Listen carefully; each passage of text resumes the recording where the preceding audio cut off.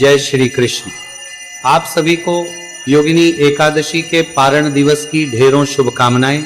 प्रिय भक्तों, आज के इस वीडियो में हम बात करेंगे कि योगिनी एकादशी का पारण कब करना है, पारण कैसे करना है, पारण की विधि क्या है, नियम क्या है, पुष्पांजलि कैसे करनी है, क्षमा याचना कैसे करनी है, पूर्ण फल की प्राप्ति के लिए किस प्रकार से व्रत को खोलना है, क्या समय रहेगा पारण के लिए मंत्र क्या रहेगा, प्रभु को भोग क्या लगाना है, क्या खा के पारण करना है, व्रत क्या खा के खोलना है, और जो क्षमा याचना की विधि है, पुष्पांजलि की विधि है, वो क्या रहेगी।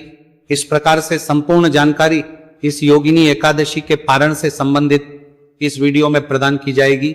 आपसे निवेदन है कि वीडियो यदि थोड़ा सा भी उपयोगी लगे तो एक बार लाइक अवश्य कीजिएगा।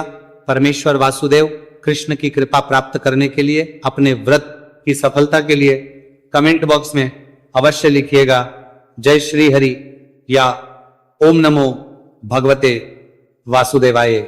आप देख रहे हैं सनातन धर्म का संसार ज्योतिष संस्थान का प्रतिष्ठित यूट्यूब चैनल सनातन धर्म का संसार धार्मिक चैनल पर नए हैं और सभी व्रत त्योहारों की सही शास्त्रीय जानकारी पाते रहना चाहते हैं तो चैनल को अभी सब्सक्राइब कीजिए और बेल आइकॉन को प्रेस कीजिए, क्योंकि यहां पर सभी जानकारी ज्योतिष शास्त्र, पुराण और पंचांग के आधार पर ही प्रदान की जाती है। अब जानकारी आरंभ करते हैं। प्रिय भक्तों, योगिनी एकादशी जिसका व्रत कुछ प्रांतों में कुछ लोगों ने 10 तारीख को किया होगा, अधिकतर प्रांतों में अधिकतर लोगों ने 11 तारीख को करना होगा, क्योंकि अधिकतर प्रदेशों में एकादशी सूर्य के मुख से 10 को नहीं थी। इस कारण से दशमी विधा एकादशी थी और 10 तारीख को व्रत नहीं किया जा सकता था। हमने कहा था कि जहां जहां सूर्योदय के अनुसार एकादशी नहीं है वहां कहीं भी 10 जुलाई को व्रत ना करके 11 जुलाई को व्रत किया जाए। पर जिन लोगों ने 10 जुलाई को व्रत किया, क्योंकि वहां सूर्योदय शायद पहले हो गया होगा, तो उनके लिए भी हम इस वीडियो में पारण का समय बताएंगे कि क्या समय रहेगा, पारण का पूजा की विधि और अन्य सभी नियम सबके लिए समान है। चाहे व्रत 10 को किया गया है, चाहे व्रत 11 को किया गया है, आपने व्रत किया होगा। करने के बाद आपको कुछ नियमों का पालन करना चाहिए। आशा करते हैं कि आपने विधि विधान से पूजन किया होगा। पूजन की विधि, पूजा विधि हमने आपके लिए अलग से अपलोड कर दी थी, आपको प्राप्त हो गई होगी। विधि विधान से पूजन करने के बाद नियमों का पालन करते हुए दिन को व्यतीत कीजिए। किसी के साथ वैर भाव नहीं, लड़ाई झगड़ा नहीं, किसी के साथ अभद्र व्यवहार नहीं करना, ब्रह्मचर्य का पालन करना है। शांत चित्त रहते हुए भगवान के चरणों में मन को लगाते हुए दिन को व्यतीत कीजिए। मिथ्या भाषण अपराध है, अर्थात झूठ नहीं बोलना, आदि कृत्यों से दूर रहना। और जो मिथ्या भाषी है, झूठ बोलने वाले, फरेबी पाप करने वाले लोग हैं, उनसे इस दिन आपको बात भी नहीं करनी चाहिए। सायंकाल को संभव है तो कीर्तन कीजिए और रात्रि काल को जागरण कीजिए। आप कहेंगे पंडित जी कीर्तन तो हमारे यहां होता नहीं, कीर्तन आपके यहां नहीं होते, तो हम आप सभी दर्शकों की सुविधा के लिए एक वीडियो अपलोड करते हैं जिसमें वो सभी पाठ और स्रोत होते हैं जो कीर्तन का पुण्य फल प्रदान करते हैं। क्योंकि भगवान कहते हैं कि जो नाच गा के कीर्तन नहीं कर सकते वो उन स्तोत्र पाठ का श्रवण करके कीर्तन का पुण्य फल प्राप्त कर सकते हैं। वो सभी स्तोत्र पाठ आपको एक ही वीडियो में मिल जाते हैं, उनका श्रवण कीजिए, कीर्तन का पुण्य लीजिए। रात्रि को जागरण के समय उनको श्रवण करना परम कल्याणकारी है। तो इस प्रकार से कीर्तन कीजिए, रात्रि जागरण कीजिए और अगले दिन सूर्योदय से पहले उठ जाइए। जो रात्रि को शयन करेंगे वो सूर्योदय से पहले उठ जाएं और सूर्योदय से पहले उठ के स्नान कीजिए पारण के लिए। जो लोग रात्रि ग्रहण कर रहे हैं उन्हें भी सूर्योदय से पहले स्नान कर लेना चाहिए। स्नान करने के बाद स्वच्छ वस्त्र धारण कीजिए। स्वच्छ वस्त्र धारण करके भगवान भास्कर को जल दीजिए और उसके बाद आपका जो पूजा स्थल है ना, जहां बैठ के आप पूजन करते हैं, वहां पे आसन लगा के बैठ जाइए। प्रतिदिन की यदि आपकी पूजा पाठ है, आरती आदि आप करते हैं अपने मंदिर में, तो पूजा पाठ कर लीजिए। आरती आप एक ही साथ कर सकते हैं। इस पूजन की ओर अपने मंदिर में जो चौकी आदि आपने लगाई थी पूजन के लिए, उस पे कल के जो पत्र पुष्प अर्पित किए गए हैं उनको वहां से हटा दीजिए।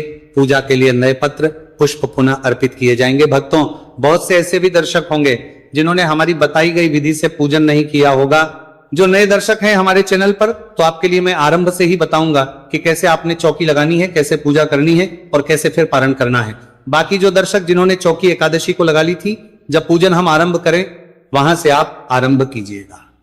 तो इसके लिए सामग्री क्या चाहिए? आपके पास भगवान नारायण का एक चित्र स्वरूप तस्वीर प्रतिमा जो आपके पास है वो लीजिए। भगवान की स्थापना के लिए चौकी लीजिए। चौकी पर बिछाने के लिए पीला वस्त्र लीजिए। रोली, मौली, पान, सुपारी, लौंग, इलायची, धूप, दीप, पित्र, जनेऊ, पंचामृत बनाने के लिए कच्चा दूध, दही, घी, शक्कर और गंगा जल, ये सामग्री है। पंचामृत में शहद का प्रयोग नहीं होगा, इस दिन शहद वर्जित कहा गया है। सारी सामग्री एकत्र कीजिए। पूर्व दिशा की ओर मुख करके या उत्तर दिशा की ओर मुख करके आसन लगा के बैठ जाइए। जो भी उपयुक्त स्थान है आपके यहाँ पे पूजा पाठ के लिए, वहां पर एक लोटा लीजिए तांबे का, उसको अच्छे से मांझ लीजिए। पहले उसमें गंगा जल भरिए, फिर शुद्ध जल भरिए। इस जल के फूल के माध्यम से छींटे दीजिए। उस स्थान पर जहां आपने बैठ के पूजन करना है, चौकी लगानी है, और जो सामग्री आप लाए हैं ना, उस सामग्री को, इससे यह स्थान शुद्ध होगा, सामग्री पवित्र हो जाएगी। ओम अपवित्रः पवित्रो व सर्वावस्थांगतोतिवा यह स्मरेत पुंडरीकाक्षं स बाह्याभ्यंतर शुचिः। इस प्रकार आपने सामग्री को शुद्ध किया, स्थान को पवित्र किया। अब चौकी को लगाइए। चौकी पर पीला वस्त्र बिछाइए। भगवान की तस्वीर या प्रतिमा जो भी आपके पास है उन्हें विराजमान कीजिए। उनके सामने घी का दिया रखिए। सीधे हाथ की ओर विपरीत दिशा में धूप रखिए। इस प्रकार की स्थापना कीजिए। स्थापना करने के बाद अब हम पूजन आरंभ करेंगे। जो भी हमारे दर्शक कल स्थापना कर चुके हैं और कल एकादशी की पूजा आपने की थी, अब यहां से आप सभी पारण पूजन आरंभ करेंगे, क्योंकि इतना कार्य तो आपने कल स्थापना के समय ही कर लिया था। सभी जो लोटे में जल भरा है ना, उसमें से थोड़ा सा जल किसी दूसरे पात्र में भर लीजिए, किसी गिलास में, किसी कटोरी में। ये आपकी आचमनी के लिए प्रयोग होगा। और एक छोटी सी आचमनी ले लीजिए, छोटा सा चम्मच ले, इससे जल लीजिए अपने हाथ पे और हाथ धो लीजिए। जो अलग से पात्र में जल लिया है किसी बर्तन में, उसमें से थोड़ा सा जल चम्मच के माध्यम से हाथ पे लेके हाथ धो लीजिए। अब आप 3 बार आचमनी करेंगे, अर्थात उस चम्मच से 2-2 बूंद जल अपने सीधे हाथ पे लेंगे और एक एक मंत्र पर पान करेंगे, पी जाएंगे उसको। ओम माधवाय नमः जल लीजिए, पी जाइए। ओम केशवाय नमः जल लीजिए, पी जाइए। ओम नारायणाय नमः जल लीजिए, पी जाइए। ओम ऋषिकेशाय नमो नमः बायां, हाथ पे जल लीजिए और हाथ धो लीजिए। अपने आप को तिलक कीजिए, मौली बांधिए। पारिवारिक जन यदि बैठ के